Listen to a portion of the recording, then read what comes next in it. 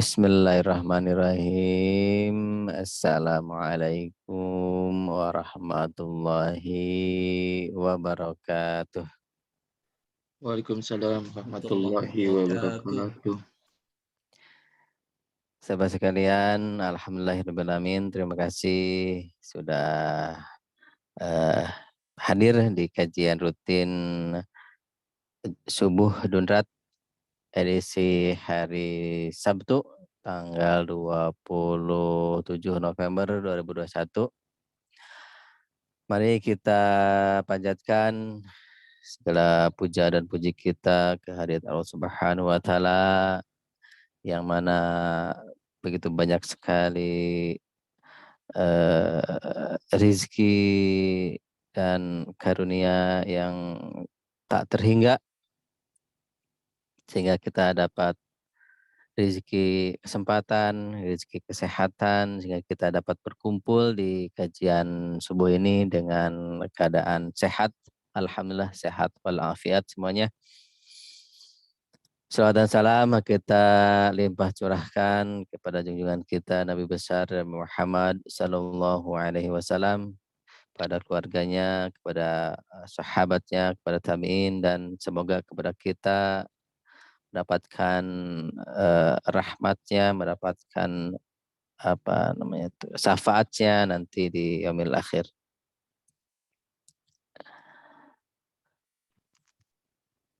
Sebelum acara dimulai, mari kita buka acara ini dengan membaca hamdalah bersama-sama. Hamdalah basmalah bersama-sama. Bismillahirrahmanirrahim. Dan dilanjutkan pembacaan ayat suci Al-Quran. Semoga apa yang kita baca mendapatkan keberkahan di acara kita pagi ini, mendapatkan ridho dari Allah Subhanahu wa taala, dan tentunya mendapatkan keberkahan, kebaikan di pagi hari ini dan ke depannya, gitu ya. A'udzubillahiminasyaitonirrajim. Bismillahirrahmanirrahim. Saya akan membacakan surat An-Naml ayat 45 sampai 55. A'udzubillahi minasyaitonirrajim. Bismillahirrahmanirrahim. Walaqad arsalna ila Thamud akhahum salihan an i'budullaha fa idahum fariqan yakhtasimun. Qala ya qaumi lima tasta'jiluna bis-sayyi'ati qabla al-hasanah laula tastaghfiruna Allah la'allakum turhamun. Qalu tayyarna bika wa biman ma'ak. Qala ta'irukum indallahi bal antum qaumun tuftanun. Wa kana fil madinati tis'atu rahti yufsiduna fil ardi wa la yuslihun. Qalu taqasamu billahi lanubayyitannahu wa ahlahu thumma lanaqulanna liwaliyyihi ma syahidna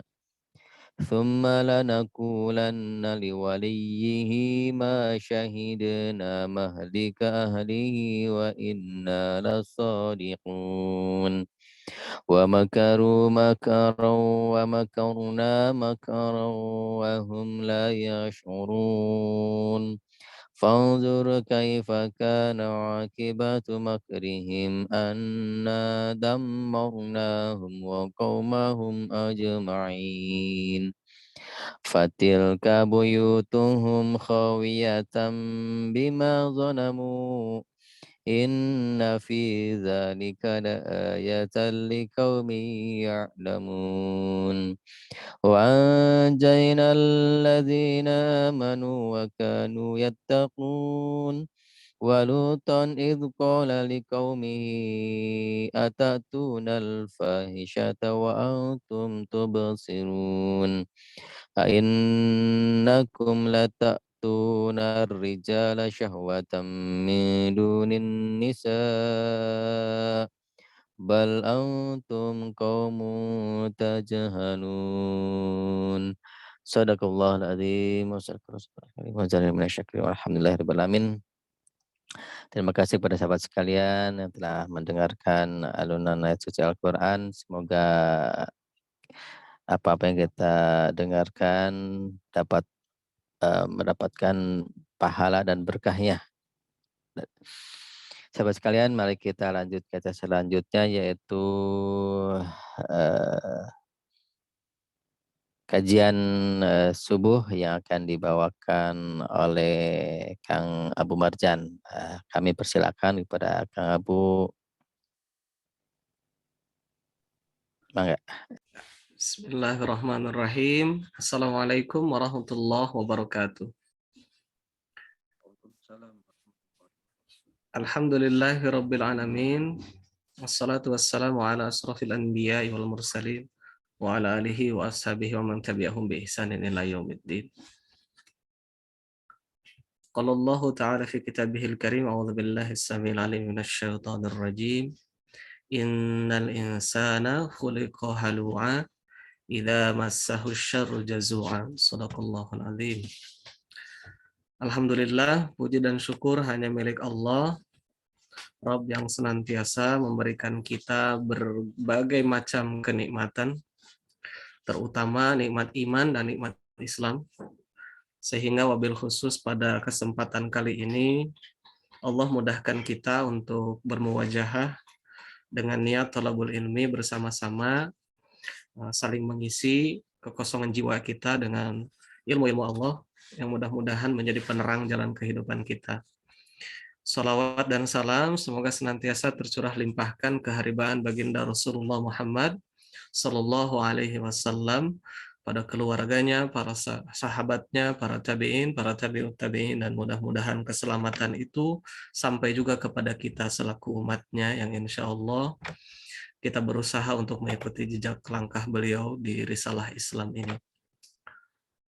Ikhwatul iman, sahabat Dunrat semua, bahkan ada yang di ujung timur Papua yang selisih 2 jam dengan kita. Salam kenal bagi yang baru berjumpa. Mudah-mudahan ini menjadi wasilah silaturahim kita untuk saling menguatkan kita di dalam dakwah ini. Sahabat-sahabat Dunrat yang dimuliakan Allah, sedikit mengingatkan mungkin di pertemuan yang lalu, kurang lebih sebulan yang lalu ya, Kang Iwan ya, saya kemudian berkesempatan menyampaikan tentang menata kolbu di jilid 1 kemarin, atau di bagian pertama kemarin adalah terkait dengan kolbu, bagaimana Allah kemudian menciptakan organ tubuh kita begitu banyak, yang salah satunya adalah segumpal daging yang mana sudah kita mafhumi bersama bahwa ketika segumpal daging ini baik, maka insya Allah baiklah seluruh jasad ini, dan ketika daging ini buruk, maka buruklah seluruh jasad ini. Apakah itu? Wahya kolbi, dia itu adalah hati, kolbu, atau kemudian di abad ke-21 ini atau di abad modern sekarang ini banyak ilmuwan yang mengkaji yang kemudian kolbu itu diartikan sebagai jantung yang lebih tepatnya. Dan pada pertemuan yang lalu juga dibahas kemudian bagaimana para ilmuwan juga begitu tertarik mengkaji jantung kita, karena memang jantung kita begitu unik, begitu luar biasa Allah ciptakan, yang kemudian jantung ini bukan hanya mengalirkan darah ke seluruh tubuh, bukan hanya sekedar organ vital, namun kolbu itu atau jantung itu adalah organ yang di mana iman itu bersemayam. Nah, di bagian kedua kali ini saya kemudian tertarik untuk mengangkat tema harap-harap cemas Karena betapa tidak manusia kita, ya, kita semua kerap kali dilanda kecemasan. Kerap kali kita ini banyak berharap, namun juga ketika banyak berharap sekaligus kita dilanda pula banyak kecemasan. Maka saya tertarik mengambil temanya harap-harap cemas. Ini mungkin di era saya pernah ada sebuah stasiun TV yang punya program H2C, ya, harap-harap cemas. Kalau yang ada satu zaman dengan saya. Tapi harap-harap cemas yang ini bukan acara TV yang dimaksud, namun harap-harap cemas ini mari kita introspeksi, barangkali kita ada di dalamnya, dan memang sebagai Allah sudah firmankan dalam Quran surah Al-Ma'arij yang dibacakan pada mukadimah tadi, di ayat ke-19 dan ke-20, bahwa innal insana khuliqa halua. Sungguh manusia diciptakan bersifat suka mengeluh, gitu ya. Wabil khusus mungkin diri saya pribadi banyak sekali mengeluh dengan apa yang kita alami, dengan apa yang kita jalani, gitu ya. Baik itu pekerjaan atau misalkan yang sedang sekolah, ditambah yang sudah bekerja dan sedang sekolah. Betapa tidak kita diberikan waktu oleh Allah 24 jam semuanya. Dan kita butuh waktu istirahat, kemudian di situ ada aktivitas dan sebagainya. Namun kita tidak bisa menafikan bahwa manusia itu memang defaultnya, standarnya yang sudah Allah ciptakan itu suka mengeluh. Mengeluh yang seperti apa yang kemudian Allah maksudkan, kecenderungan mengeluh itu disebutkan di surah Al-Ma'arij di ayat selanjutnya.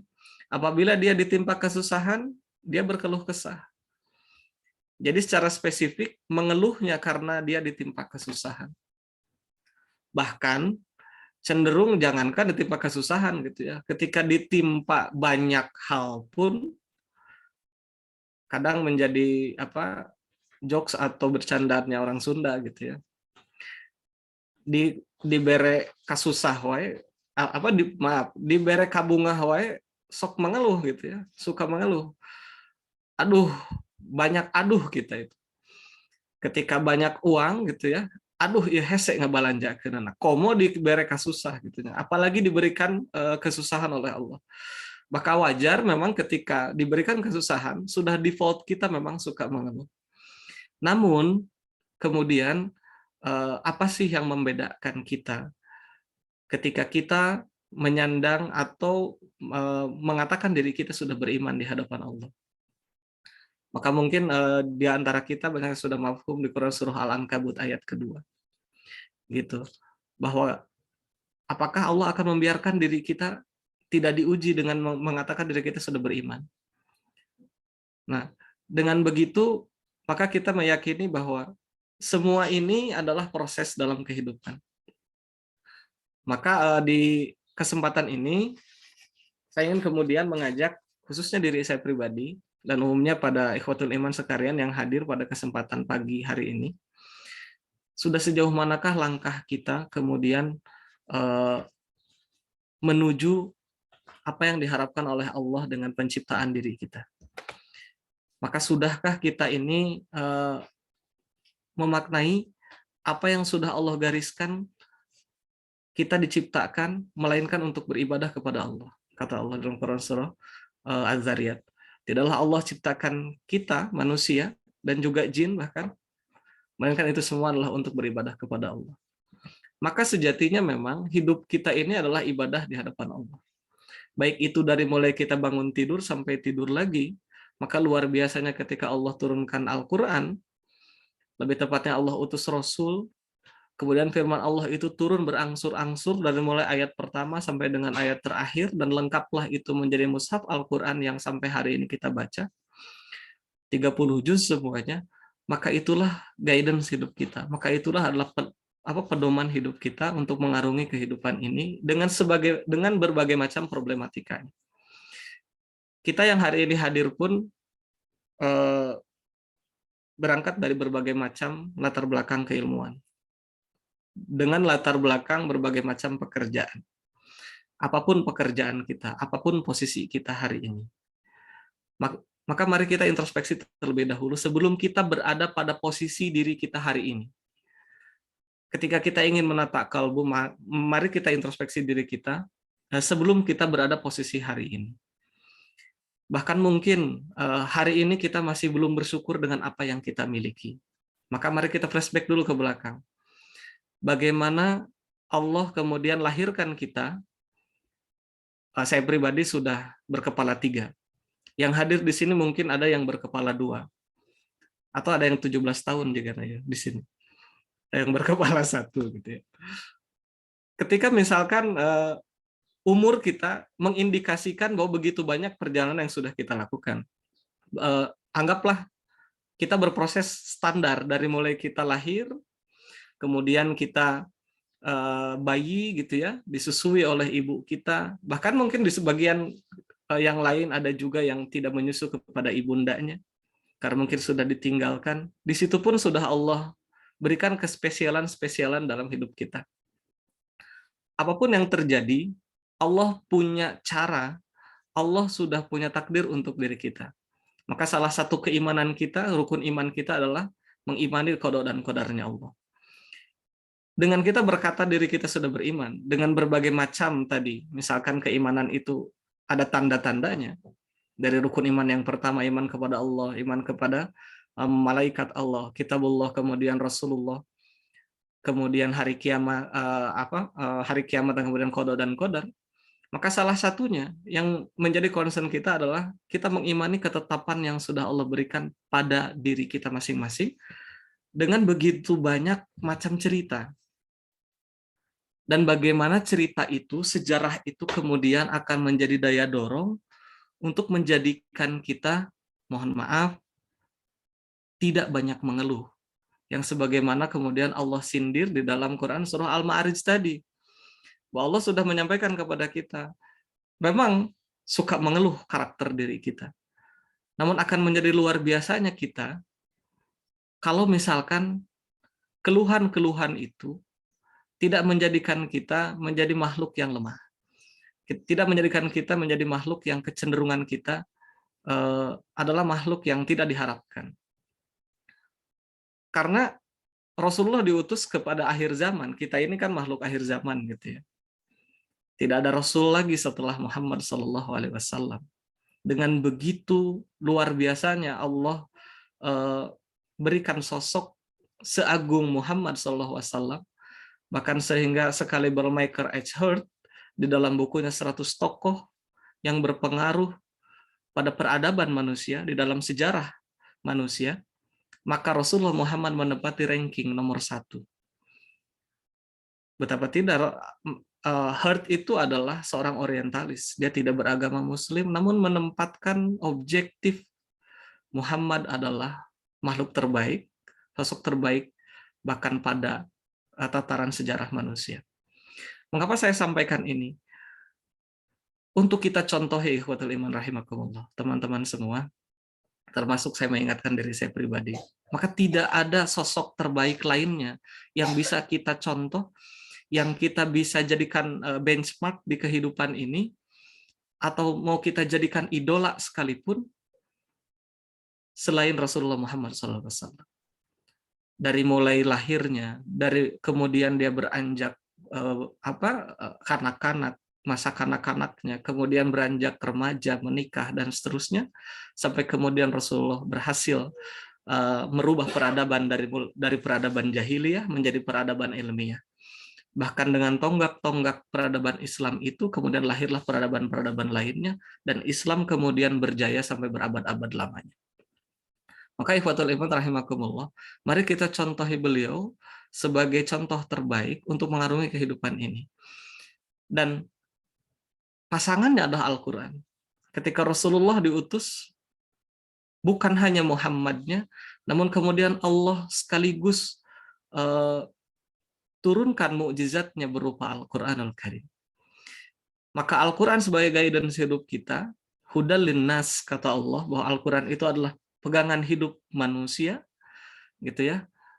Wabainatu minal huda wal furqan, dan dia adalah pembeda Al-Quran ini adalah pembeda, dan mari kita kemudian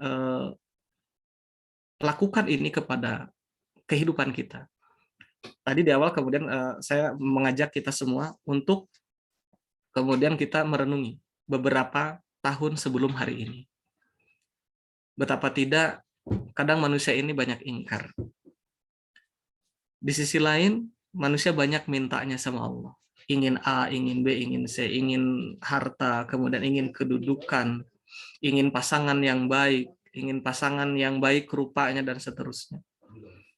Ingin semuanya yang baik-baik. Cenderung manusia itu pula instan. Pengen minta hari ini, kalau bisa seketika juga dikabulkan. Kalau misalkan tidak seketika, ya tuh besok, besoknya lagi, ya sebisa mungkin secepatnya. Sehingga karakter yang lain manusia itu adalah tergesa-gesa.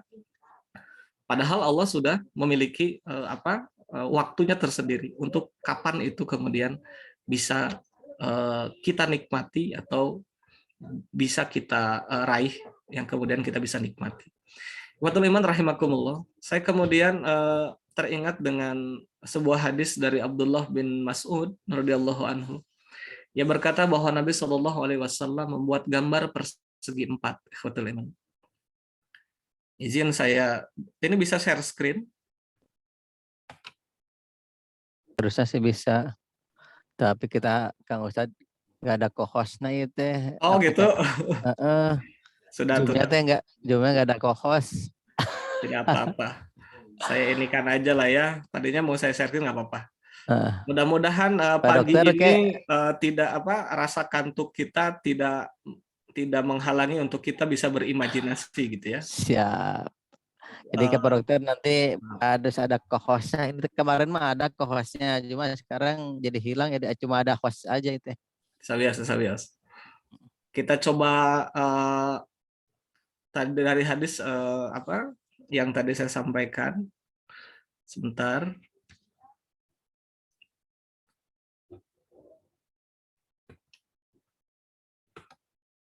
Dikitun ke abdi atau di Japri, Pak Kang Ustad.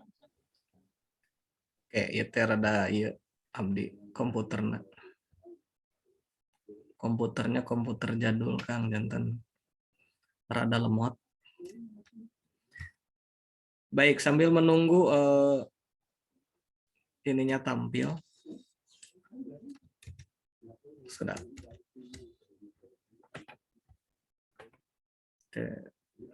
Papuket sarang pada melan, jadi komputernya beratan. Baik, sebelum nanti masuk kepada hadis yang diriwayatkan oleh Sauban tadi, kemudian sudahkah tadi kita kemudian ingat kepada apa yang kita alami beberapa tahun lalu sebelum kita sampai pada hari ini? Karena banyak sekali orang yang begitu banyak angan-angannya, terlalu jauh kemudian berpikir sampai lupa bahwa hari ini pun sebetulnya adalah pencapaian terbaik dirinya. Ada yang kemudian disebut dengan impian. Ada yang bisa disebut impian atau mimpi, dream gitu ya, yang kemudian banyak sekali motivator mengarahkan kita untuk bisa bermimpi.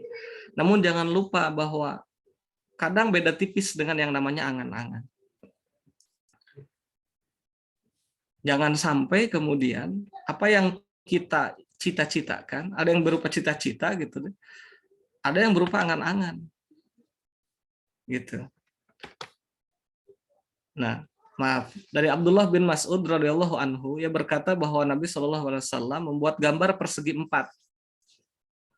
lalu menggambar garis panjang di tengah persegi 4 tadi, dan keluar melewati batas persegi itu. Maka ya pagi-pagi supaya tidak ngantuk, rada berimajinasi dulu. Saya ulang ya. Dari Abdullah bin Mas'ud radhiyallahu anhu yang berkata bahwa Nabi SAW membuat gambar persegi 4. Tergambar ya, gambar persegi 4 pasti. Kemudian menggambar garis panjang di tengah persegi 4 tadi, dan keluar melewati batas persegi itu. Ada sebuah garis panjang gitu ya, melewati batas persegi itu. Jadi kurang lebih garis itu sekarang terpotong dua lah gitu ya oleh garis panjang, tapi garisnya melewati garis persegi tadi. Kemudian beliau juga membuat garis-garis kecil di dalam persegi tadi. Ada potongan garis-garis kecil di tengah-tengah garis tadi, percis, tapi tidak keluar dari persegi yang tadi sudah digambar. Gitu ya. Dan beliau bersabda, ini adalah manusia, dan persegi 4 itu adalah ajal yang mengelilinginya. Dan garis panjang yang keluar tadi adalah angan-angannya. Dan garis-garis kecil ini adalah penghalang-halangnya atau rintangan-rintangannya. Bisa jadi itu adalah ujian-ujian. Jika tidak terjebak dengan garis yang ini, maka kena garis yang lainnya. Jika tidak kena garis yang itu, maka kena garis setelahnya. Terus seterusnya, karena garis-garisnya cukup banyak. Jika tidak mengenai semua penghalang tadi, maka dia pasti tertimpa ketua rentaan. Ikhwatul iman rahimakumullah. Ini hadisnya riwayat Bukhari, insyaallah sahih. Maka kita diajak untuk kemudian memaknai hidup kita. Garis panjang yang berupa angan-angan tadi, jangan kemudian kita melupakan dengan garis persegi panjang yang sudah Allah tetapkan berupa ajal manusia. Maka ikhwatul iman rahimakumullah, kita boleh berangan-angan begitu panjang. Tapi ingat, kita dibatasi oleh umur kita. Maka luar biasa Kang Dani dengan rekan-rekan yang lain, bahkan begitu Kang Dani membangun sebuah brand Katsurupan dari awal itu, kemudian beranjak dengan keilmuan, seiring keilmuan beliau bertambah, kemudian mengantarkan beliau membuat sebuah brand bergerak yang tidak beliau coba miliki, namun kemudian beliau sampaikan ini adalah berupa konsep wakaf. Maka inilah kemudian menjadi amalan cerdas dari seorang Kang Dani yang kemudian menginspirasi kita semua, yang mudah-mudahan ini menjadi wasilah kita bersama bisa masuk di dalam bergerak ini, yang mana ini tidak dibatasi oleh ajal. Maka ikhwatul iman rahimakumullah, betapa impian itu terbatas oleh ajal. Impian-impian tadi katakanlah yang bersifat duniawi hanya akan terpaku dengan batasan usia dunia. Namun ketika itu dikonversi menjadi impian-impian yang bersifat orientasi akhirat, gitu ya, yang kemudian kita misalkan sandingkan dengan wakaf tadi, misalkan bergerak, maka ikhwatul iman sungguh luar biasa. Bukan hanya pahala yang bersifat keduniaan yang kemudian Allah tetapkan di Quran surah Al-Baqarah sampai 700 kali lipat gitu ya. Tapi betapa tidak kita bisa dibangunkan rumah di surga. Kemudian amalan-amalan itu masih bisa mengalir walaupun jasad ini sudah terkubur di liang lahat, dan seterusnya dan seterusnya. Maka ikhwatul iman rahimakumullah, sudahkah diri kita ini memposisikan untuk tidak terjebak dengan angan-angan duniawi, sehingga kita tidak terjebak pula dengan kecemasan yang berlebihan. Kecemasan tadi sudah merupakan sifat kita sendiri yang sudah Allah gariskan. Namun bagaimana kita mengelola kecemasan ini? Nah, bagaimana kita mengelolanya ini, kemudian Allah jawab di Quran surah Al-Ma'arij juga di ayat-ayat setelahnya. Kalau tadi kan 19-20. Saya loncat kemudian dari solusi yang kemudian Allah sampaikan. Gitu ya. Di Quran surah ke-20 surah Al-Ma'arij ayat ke-22-nya. Supaya nyambung ya. Dari surah Al-Ma'arij itu tadi sudah disebutkan oleh 19-20, apabila dia ditimpa kesusahan dia berkeluh kesah. Kemudian 21-nya wa idza massahul khairu manua. Dan apabila mendapat kebaikan, spesifiknya katakanlah berupa harta, dia menjadi kikir. Manusia ini menjadi kikir. Illal musallin, kecuali orang-orang yang melaksanakan sholat, ikhwatul iman. Maka sudah luar biasa guidance Islam ini.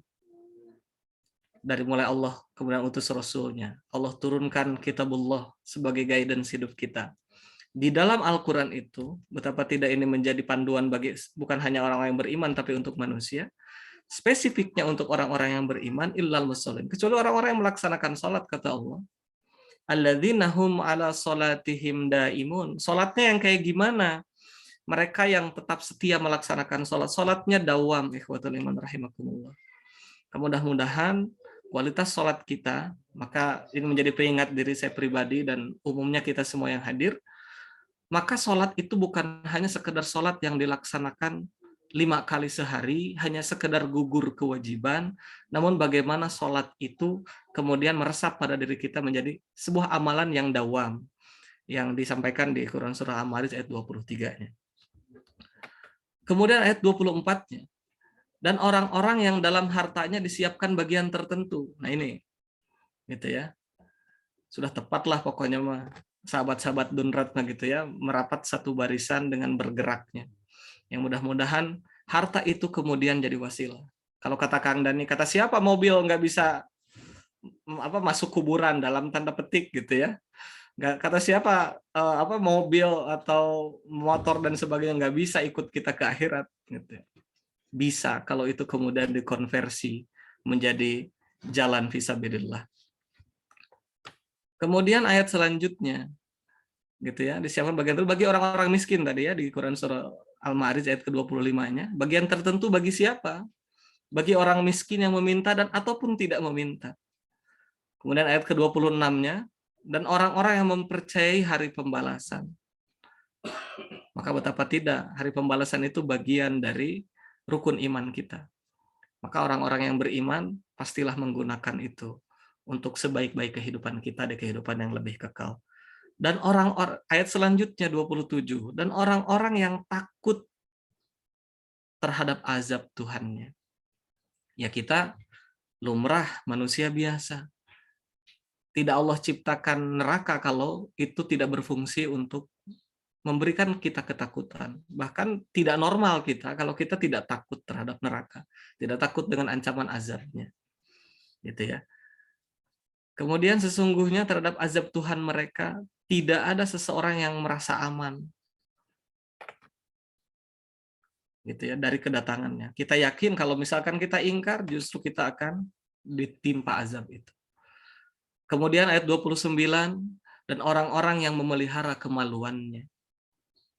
Insya Allah, mudah-mudahan kita selalu senantiasa terhindarkan dari segala macam maksiat. Insya Allah kita yakin dengan kajian-kajian Dunrat gitu ya. Mudah-mudahan itu menjadi benteng kita dari godaan-godaan yang bersifat dunia. Maka bukan isapan jempol ketika harta, tahta, wanita itu memang menjadi ujian-ujian di akhir zaman. Kecuali terhadap istri-istri mereka atau hamba sahaya yang mereka miliki. Maka sesungguhnya mereka tidak tercela. Gitu ya, kecuali disalurkannya kepada jalan yang benar. Maka barang siapa mencari di luar itu, mereka itulah yang melampaui batas. Ini maksudnya yang LGBT ya, yang kemudian marak juga digaungkan di rezim-rezim sekarang. LGBT itu mudah-mudahan dijauhkan karena sudah masuk di dalam rancangan undang-undang terkadangnya di DPR itu, di DPR pusat itu sudah masuk, katakanlah bahwa LGBT itu juga bagian dari hak asasi. Nauzubillah min dzalik. Mudah-mudahan kita terhindar. Yang kadang juga ditunggangi juga kepada JIL ya, Jaringan Islam Liberal. Maka ketika ada seolah dia saudara kita namun memperjuangkan sesuatu yang Allah haramkan. Nampaknya itulah kaum-kaum munafikun di zaman sekarang. Gitu ya. Abdullah bin Sabah zaman ayeuna kurang lebih. Dan orang-orang yang memelihara amanat dan janjinya. Nah, ini ikhwatul iman rahimakumullah. Tidak kalah pentingnya. Maka supaya kita ini terhindar dari kecemasan yang berlebihan, maka kecemasan itu bisa datang kalau misalkan kita ini tidak tepat janji. Kita ini khianat dengan amanah yang sudah kita berikan. Terbukti kalaupun katakanlah harta melimpah kalau hasil korupsi, nauzubillah kan gitu ya. Dia boleh jadi pakai Fortuner gitu ya. Kemana-mana pakai mobil mewah. Kemana-mana dia didampingi ajudan dan sebagainya. Tapi hartanya hasil korupsi, dipastikan bahwa dia memang pasti banyak harap-harap cemas di dalam dada. Dan orang-orang yang berpegang teguh pada kesaksiannya. Maka ini yang memiliki pengetahuan tentang hal itu. Kemudian kita tidak boleh juga tidak atau memberikan kesaksian-kesaksian yang palsu atau sebuah hal yang tidak kita pada tempatnya atau tidak kita miliki dari ilmunya. Dan orang-orang yang memelihara sholatnya. Nah di sini khotul iman rahimakumullah, sholat Allah sampaikan 2 kali di Quran surah Al-Ma'arij ini, dari 19 ini sampai 35, yang kemudian menjadi panduan kita untuk menghindari kita dari kecemasan. Kalau tadi Allah sampaikan ada imun, di Quran surah Al-Ma'arij ke-34 ini Allah sampaikannya sholatihim yuhafidhun. Maka tidak cukup sekedar dawam. Namun di ayat ke-34 ini mengingatkan kita sholat itu harus yuhafidhun. Harus menjadi sholat yang menjaga diri kita dari perbuatan maksiat. Maka tujuan sholatnya kemudian tercapai. Inna sholata tanha anil fahsya wal munkar. Dan sebagai penutup, kemudian di Quran surah Al-Ma'arij ini di ayat 35-nya. Ulaika fi jannatim mukramun. Mereka itu dimuliakan di dalam surganya Allah. Ikhwatul iman rahimakumullah, mudah-mudahan kajian kita khususnya hari ini dan umumnya apa yang sudah kita lakukan pada kebaikan-kebaikan kita membentengi diri kita dari maksiat, meneguhkan keimanan kita dan mengokohkan ukhuwah kita untuk senantiasa berjuang di jalannya Allah. Demikian yang bisa saya sampaikan, mudah-mudahan hal-hal ini menjadi penguat keimanan kita yang baik itu dari Allah, kekurangan, kealfaannya dari lisan pribadi saya. Wallahul wafiq ila aqwamit thoriq. Assalamualaikum warahmatullahi wabarakatuh. Waalaikumsalam warahmatullahi wabarakatuh. Waalaikumsalam warahmatullahi wabarakatuh. Alhamdulillahirrahmanirrahim. Terima kasih kepada Kang Abumu yang telah memaparkan begitu banyak sekali ilmu. Masya Allah, membuat kita lebih bersemangat lagi tentunya sahabat sekalian ya, untuk terus berdakwah dan melakukan amal kebaikan yang istiqomah untuk bekal nanti di yaumil kiamah. Seperti itu sekarang Kang Haji. Masya Allah. Alhamdulillah, siap Haji. Ya,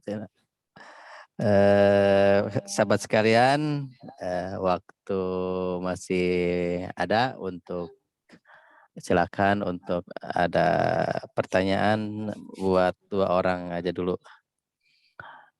Silakan. Sharing saja lah ya. Sini Ya, ada Kang Ustadz Daryana nih.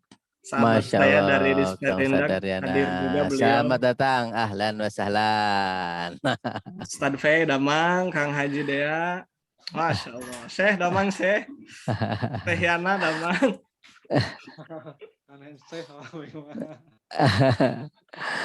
Anak Kang Haji nanya masih iya keneh ditutup keneh. Ustadz Fei mana belum dibuka ya? Wadidaw. Mana dulu Ustadz Fei? dulu. Ustadz Dedi mana? Ustadz Dedi Sukma. Ayo atuh di on cam yang bisa on cam. Iya, alhamdulillah. Silakan on cam. Wajahnya all begitu. Biar kelihatan mana wadidaw. Ini Android 17 satunya lagi nih. Ayo buka tuh. Biasanya bertanya ini Bapak Android 17. Android 17 mana? Sok bertanya, udah. Ini ada pertanyaan dari Android 17 katanya. Kenapa hati tidak pernah konsisten jana Kang Ustaz? Masya Allah. Kalau itu Android 17 teh saha sebenarnya itu. Apa MC? Iya, MC nu kedua iya mah. Kang dokter ya mah. Android 17 teh meni aya 2 deh. Masya Allah, can dijawab hiji keluar deh. Kenapa hati tidak pernah konsisten? Kenapa Allah memberi hati kepada manusia? Allahu Akbar. Ah, jelok iya ya, memang pertanyaan-pertanyaan yang mendalam sekali. Ada. Masya Silakan Mas Allah. Ad, dijawab dulu. Ya, izin ya. Sebenarnya bukan mudah-mudahan tidak tidak mengurangi makna dan sebagainya gitu ya. Kenapa hati ini tidak pernah konsisten? Ya, yang bertanya ini sebenarnya sudah tahu jawabannya. Ini pertanyaan yang apa disebutnya? Pertanyaan retorik. Lamun Kang Iwan itu. Kemudian kenapa Allah memberi hati kepada manusia? Terus hayongna naon gitu. Saya jawab dulu yang pertama gitu ya, bukan menjawab ini mah, kita sharing saja. Kenapa hati ini tidak pernah konsisten gitu ya? Atau istilah konsisten merenan lebih tepatnya tetap gitunya, stabil gitu lah, mungkin lebih tepatnya itulah gitu ya. Kenapa hati ini istiqomah lah gitu nggak pernah stabil, nggak pernah istiqomah gitu ya. Ya begitulah sifatnya lah, sudah jelas disampaikan sama Rasulullah gitu ya, bahwa iman itu kadang naik kadang turun gitu. Maka itu defaultnya. Makanya ilmu itu kan kemudian Allah sampaikan melalui Rasulnya itu thalabul ilmi minal mahdi ilal lahdi. Menuntut ilmu itu tidak cukup bahwa ketika kita berkata bahwa oh saya sudah S3 gitu ya. Oh saya sudah bergelar kiai, bahkan selevel kiainya pun banyak kiai-kiai kita yang zuhud. Banyak kiai-kiai kita yang kemudian kiai-kiai kita yang dia itu merasa rendah hati gitu ya, tidak pernah berkata bahwa dia sudah menguasai seluruh ilmu. Maka semuanya pasti memiliki hati yang kalau bahasa keren nama low profile gitu ya. Dia itu selalu rendah hati. Maka kenapa kemudian dibalik lagi kepada pertanyaannya, kenapa hati ini menjadi tidak pernah konsisten, tidak pernah stabil? Yaitu karena tadi. Karena kemudian Allah secara default ciptakan hati itu ya tidak stabil. Karena iman itu naik, iman itu turun, dan iman itu tempatnya di dalam kolbu, di dalam hati gitu kan ya, ikhwatul iman rahimakumullah. Ini yang saya menyapa dulu, ada kakanda saya, ada kakak saya, namanya di situ Ais Kusmiati. Damang wa, alhamdulillah ya bisa salam kenal dari kakak saya ikhwatul iman ini. Masya Allah, salam dari kenal Jatinangor. Ada ini Aatang sama Teh Eis, beliau Kang Atang sama Teh Eis dari Jatinangor Sumedang. Salam kenal dari bergerak nih, Dunrat dunia akhirat. Betul. Bergerak jadi dunia ini akhirat. Kita ini adalah para yang mau soleh gitu ya. Mudah-mudahan dengan kajian ini kita senantiasa selalu diingatkan untuk berbuat kebaikan. Baik, kembali lagi gitu ya kepada pertanyaannya. Lalu kenapa Allah memberi hati kepada manusia? Nah ini sebenarnya saya ingin pastikan lagi dulu kepada yang bertanya. Coba ini bisa dipertegas dulu nggak? Sebenarnya kenapa Allah memberi hati kepada manusia? Maksud dari pertanyaannya kemana nih arahnya? Bisa saya salah menjawab? Ke situ aja Pak Ustadz. Yang ke situ aja. Baik. Nanti beliau menyesuaikan diri beliau insya Allah. Baik, maksudnya gara-gara hati ini manusia jadi beraneka ragam. Oke. Nah, kita timbul kenapa Allah beri hati kepada manusia? Karena ada kemudian makna seolah lalu Anda merasa tahu gitu ya. Jadi harusnya Allah beri apa sama manusia? Karena makanya saya tanya itu, karena pertanyaan ini bagi diri saya pribadi adalah ambigu. Takutnya gini, pertanyaan ini seolah mendikte Allah begitu. Kenapa sih Allah teh memberi hati kepada manusia, atau dengan hati itu kita teh jadi beraneka ragam sifat gitu ya? Kenapa Allah nggak ciptain satu aja sekalian? Ya kalau begitu kita kasih pertanyaan serupa deh. Ya udah, kenapa Allah ciptain manusia? Cukup ciptain malaikat aja, beres, semua beriman sama Allah untuk menciptakan di muka bumi ini. Kan begitu ya. Ketika ada pertanyaan seperti ini, maka itu sebetulnya eh, adalah bisikan-bisikan syaitan untuk kemudian melencengkan kita kepada keimanan kita kepada Allah. Dari seolah kita ini serba tahu gitu ya jadinya. Emang kita tahu yang terbaik untuk dunia? Emang kita tahu grand design Allah tentang dunia ini secara letterlek gitu ya. Sehingga kemudian pertanyaan itu muncul, kemungkinan besar pertanyaan ini muncul karena kemudian kita selalu bergesekan dengan iblis atau syaitan. Yang kemudian pertanyaan ini khawatirnya mengajak kita atau mengantarkan kita kepada pertanyaan-pertanyaan yang lebih liar lagi setelah itu. Lalu kenapa Allah ciptakan bumi teh di dunia ini planet bumi lain planet Mars gitunya. Kemudian kenapa Allah ciptakan teh pahala teh satu kebaikan 10 gitu lain 100 dan seterusnya. Yang kemudian pertanyaan itu ikhwatul iman, mohon maaf, akan menggiring kita kepada seolah kita ini lebih tahu daripada Allah. Maka kalau saya lebih senang mengantarkan itu wallahu a'lam bissawab. Maka semua itu hanya Allah lah yang tahu. Namun dengan Allah ciptakan kita dengan kalau kita ingat di Quran surah Al-Baqarah ayat ke-31, maka Allah sudah berfirman kepada para malaikatnya gitu ya, bahwa aku akan menciptakan makhluk atau khalifah di muka bumi. Gitu. Yang kemudian kita kenal khalifah itu adalah manusia. Khalifatul fil ardi ini kan kita sebagai manusia. Kenapa Allah nggak ciptakan malaikat saja? Yang sudah jelas-jelas dia nggak diciptakan nafsunya di dalam dirinya. Yang sudah dipastikan malaikat itu adalah makhluk Allah yang paling taat. Maka di situ pun kemudian ketika kita mencernanya dengan iman, maka di situ kemudian akan keluar dari lisan kita, alhamdulillahirabbil alamin. Segala puji hanya milik Allah Rabb semesta alam. Dengan demikian kita akan terhindar dari pertanyaan-pertanyaan liar lainnya. Ini mohon maaf nih kepada yang bertanya. Karena saya khawatir bahkan cenderung pertanyaan-pertanyaan itu juga digaungkan sama kaum-kaum liberal. Seolah-olah itu adalah pertanyaan kritis yang kemudian kita akan mengkritisi Allah. Coba level apa kita berani mengkritisi Allah? Jangankan mengkritisi Allah gitunya, mengkritisi Rasul kita punya kredibilitas? Kan tidak ya. Kita turunkan, kita kritisi sahabat, kita punya kredibilitas? Naudzubillah. Mungkin kita akan disebut sebagai makhluk pembangkang. Naudzubillah. Mudah-mudahan itu menjawab ya dari walaupun mungkin tidak puas dengan jawabannya. Kalau kata Kang Iwan mudah-mudahan tidak puas gitu ya. Siap. Mau mengkaji. Siap ya Ustaz, terima kasih pisan. Terima kasih banyak. Bismillah. Terima kasih banyak Kang Ustadz, yang Kang Abu Marjan yang telah menjawab pertanyaan dari Kang Andri 17.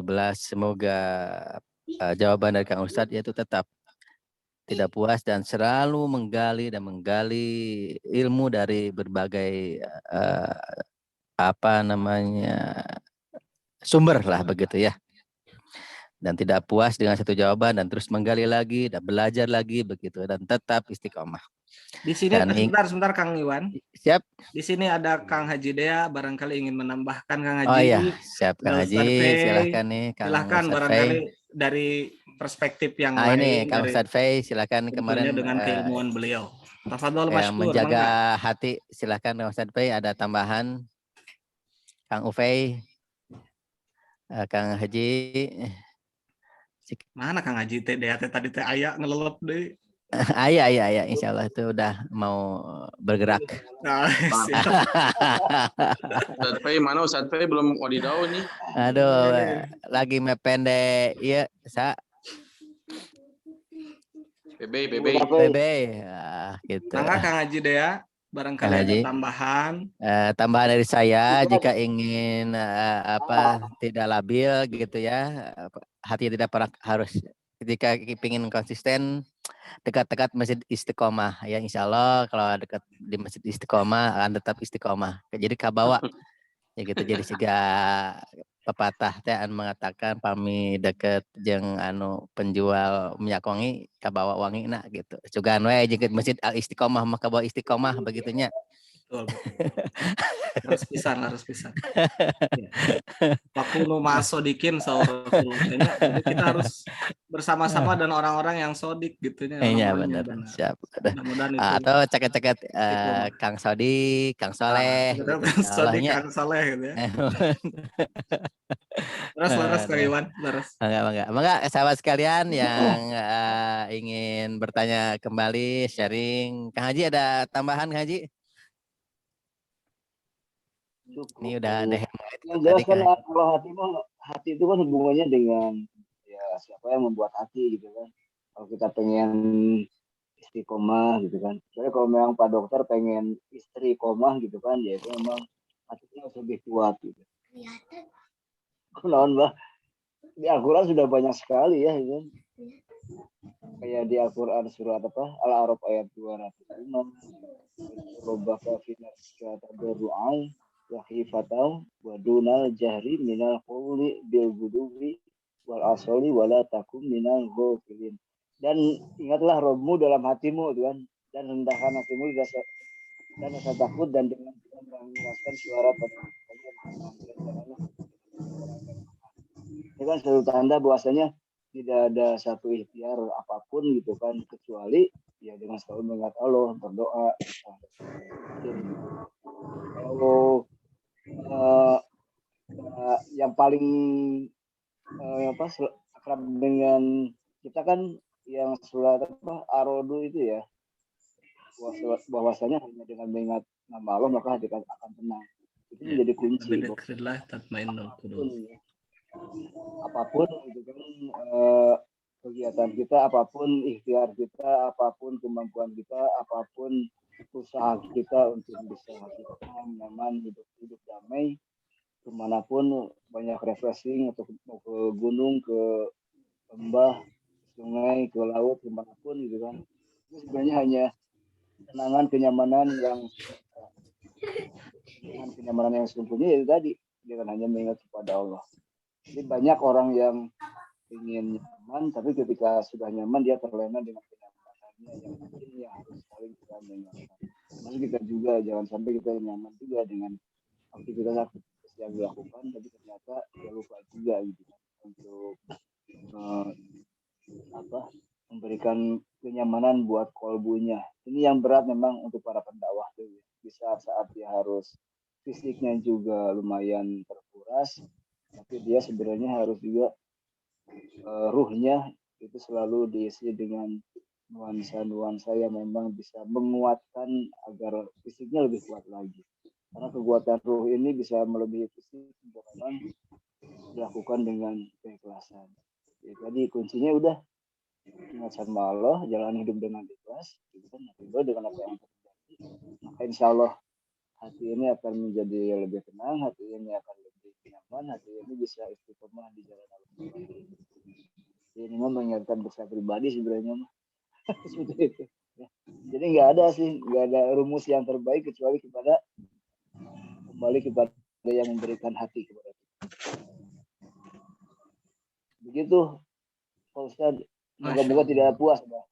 Masya Allah, jazakallah khair, Kang Haji. Tambahannya semoga Kang Android 17 tercerahkan begitu ya, dan selalu teringat kepada Allah Subhanahu Wa Taala dan ingin mendekat, dan tentunya jangan sampai lengah begitu dari godaan-godaan syaitan yang terkutuk. Masya Allah.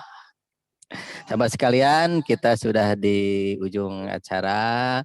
Jam 6:09. Mungkin Bah ada tambahan nih undangan nih Bah. Nah, silakan Kang Dani untuk info Jadi, selanjutnya buat minggu ini. Allah, ini hari Ahad besok Pak Haji Dea dan teman-teman semua kita kondisikan besok kalau bisa silaturahim offline. Nanti kita list di grup Bah. Ini terkait dengan kekuatan dakwah kita berjamaah. Jadi banyak insight dalam itu berjamaah itu adalah sumber kekuatan kita ya hari ini ya.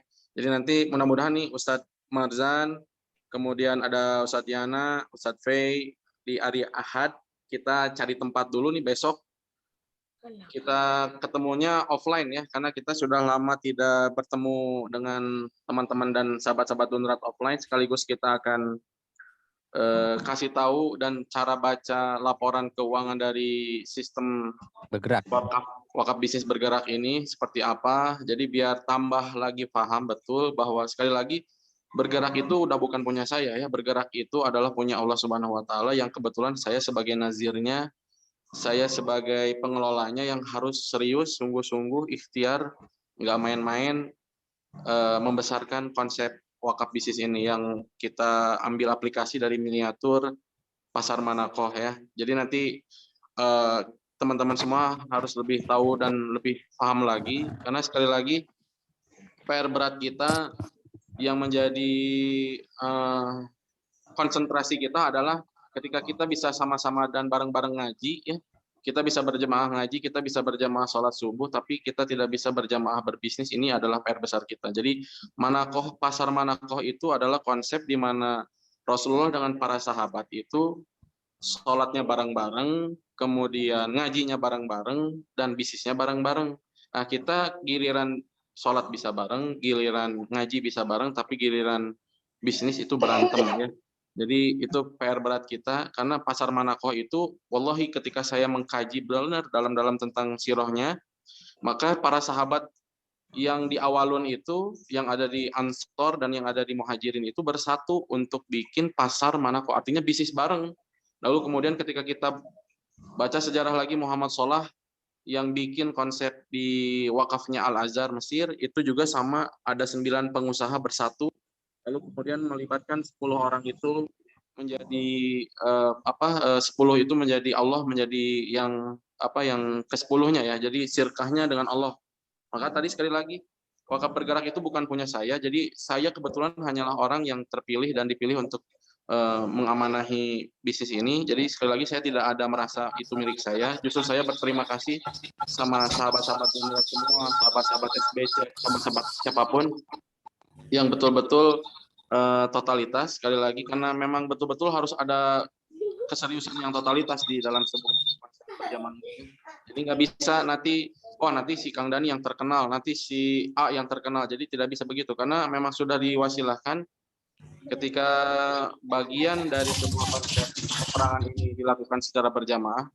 Siapa nanti yang terkenal, siapa nanti yang dikenal itu sudah tidak bisa kita jadikan alasan untuk bersatu. Jadi itu mah sudah qadarullah dari Allah Subhanahu wa taala, bahwa ketika Muhammad Al-Fatih saja berhasil menaklukkan Konstantinopel, maka pasukan-pasukan yang tidak disebut itu rela mengikhlaskan bahwa tidak peduli saya tidak disebut itu. Maka sekali lagi yang berat itu adalah kita bersatunya. Maka sekali lagi tidak ada persatuan tanpa menyatu. Maka mudah-mudahan besok kita nyatu bareng, menyatukan lagi hati kita. Jadi kan sekarang tadi ngomongin hati dari tadi ya. Yang terberat lagi ketika kita semuanya sudah punya hati, maka hati ini bersatu yang susah. Jadi tidak ada kemenangan besar di depan. Ketika hati-hati yang sudah soleh ini, hati-hati yang belajar soleh ini, hati-hati yang belajar terus mengenal Allah Subhanahu wa taala ini bersatu, maka tidak ada kemenangan besar. Sekali lagi, tidak ada kemenangan besar. Tadi dijelaskan sama Ustadz bahwa umur kita terbatas, umur dakwah kita terbatas, tapi yang panjang adalah sebuah konsep dakwah. Bagaimana Rasulullah dulu ketika wafat, Romawi belum tertaklukkan, Persia belum tertaklukkan, kemudian semua itu bisa tercapai ketika beliau justru sudah wafat. Maka mudah-mudahan sekarang kita mimpinya besar, tapi tentu dengan kapasitas yang lebih besar dalam sebuah dakwah itu tadi. Jadi sekali lagi mudah-mudahan bisa silaturahmi kita kondisikan, Bah, besok jam 10 pagi. Kita cari lokasinya di Bandung Pusat mungkin. Nah, Ya, siap. harus dibiarkan, dikorbankan waktunya, kalau bisa diwakafkan waktunya buat besok kita kumpul lagi lebih dalam lagi, merasa terpanggil, merasa terpilih ya. Jadi jangan sampai kemudian kita harus selalu koar-koar di grup, ayo ikut terus-terusan. Nah, ketika kita sudah merasa hati ini terpilih, wastanatu kalinapsi, maka bergeraklah. Maka judulnya bergeraklah, ayo bareng. Korbankan waktu untuk keluarganya sebentar, kemudian korbankan waktu untuk istirahatnya sebentar, karena sekali lagi ini adalah panggilan dakwah. umat itu yang utama ya. Jadi keluarga yang pertama tapi umat yang utama. Maka sekali lagi ayo kita kumpul untuk menyatukan energi yang luar biasa di sini. Sekali lagi ada yang harus diikhtiarkan lebih dalam ya. Effort yang lebih besar, sekali lagi kerja keras yang lebih besar, kemudian sedekah yang lebih besar, karena sekali lagi 30 tahun ke depan tangan dakwah itu ada di tangan kita semua. Jadi mudah-mudahan sekali lagi dikondisikan nanti jam 10 pagi besok, mudah-mudahan kita bisa ketemu secara offline ya. Bismillahirrahmanirrahim. Siap. Sahabat sekalian, Kang Ahmad atau Kang Android siapkan untuk bikin flyer besok ya. Sekalian flyer-flyer yang kajian dari hari Rabu depan tanggal 1 insya Allah akan diisi oleh Kang Ustadz Ude, Kang Deden Nugraha. Terus di hari Sabtunya tanggal 4 ada Kang Ahmad Hufla. Siapkan linknya ya Kang Android dan Kang Ahmad. Jika misalkan Kang Android lagi sibuk bisa mendelegasikan ke Kang Uda atau ke Kang Ahmad. Siap.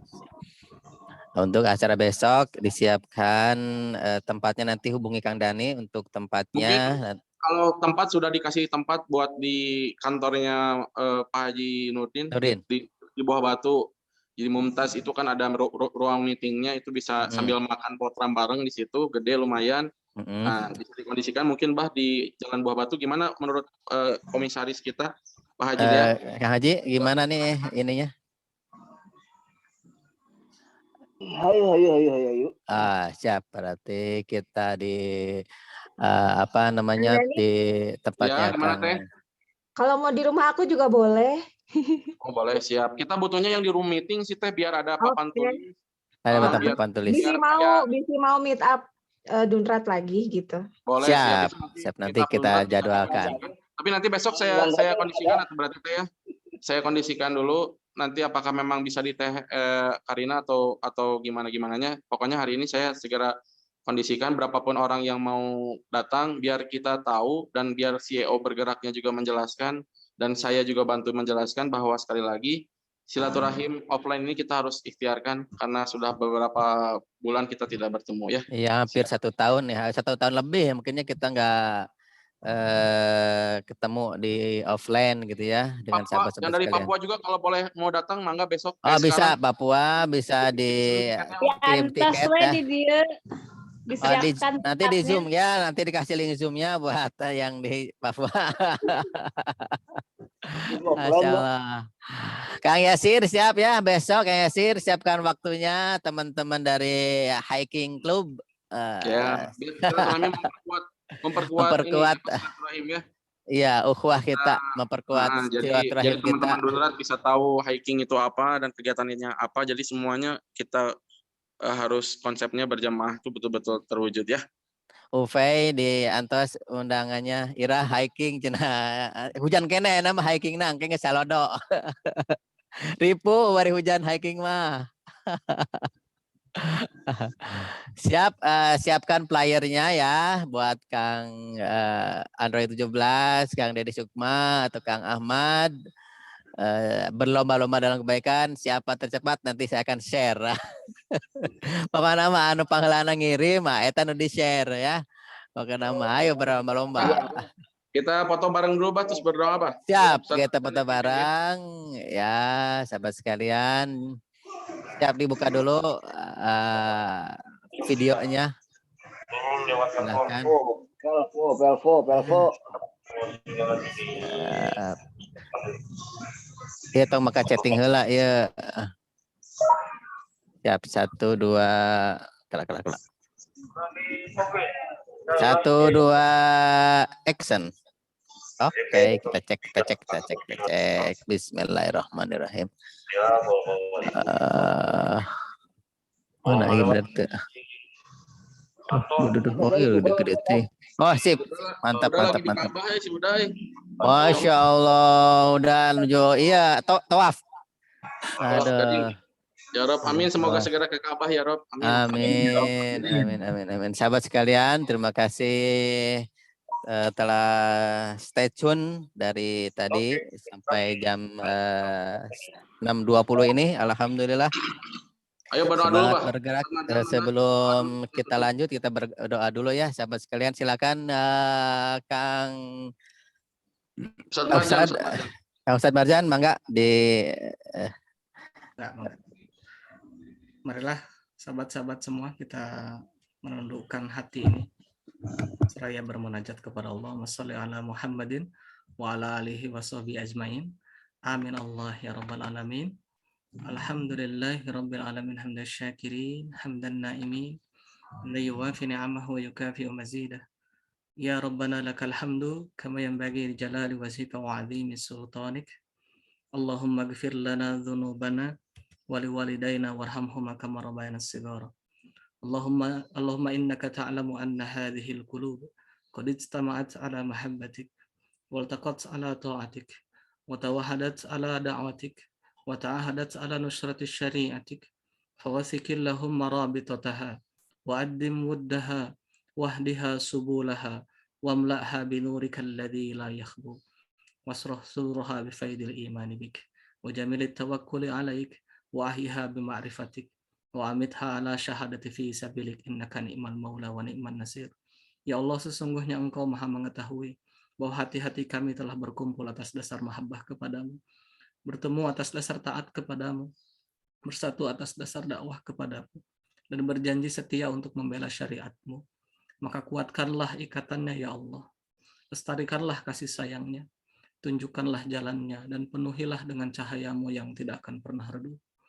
Lapangkanlah dada-dada kami dengan limpahan iman kepadamu, dan indahnya tawakal kepadamu. Hidupkanlah ia dengan ma'rifat kepadamu, dan matikanlah dengan syahid di jalanmu. Sesungguhnya Engkau sebaik-baik pelindung dan sebaik-baik penolong. Amin Allah ya rabbal alamin.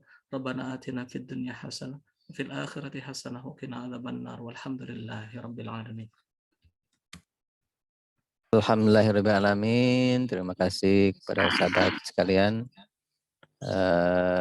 Mari kita tutup kajian pagi ini dengan membaca hamdalah bersama-sama dan doa kafaratul majlis. Alhamdulillahirrahmanirrahim. Subhanakallahumma wa bihamdika asyhadu an la ilaha illa anta astaghfiruka wa atubu ilaik. Selamat bergerak sahabat sekalian dan tetap istiqomah dalam dakwah. Wassalamualaikum warahmatullahi wabarakatuh. Yasir, siap Kang Yasir dan sahabat-sahabat hiking sekalian di Ufai juga ya, Ufai, Kadek, Kang Ahmad, Ufai mana itu tadi tenong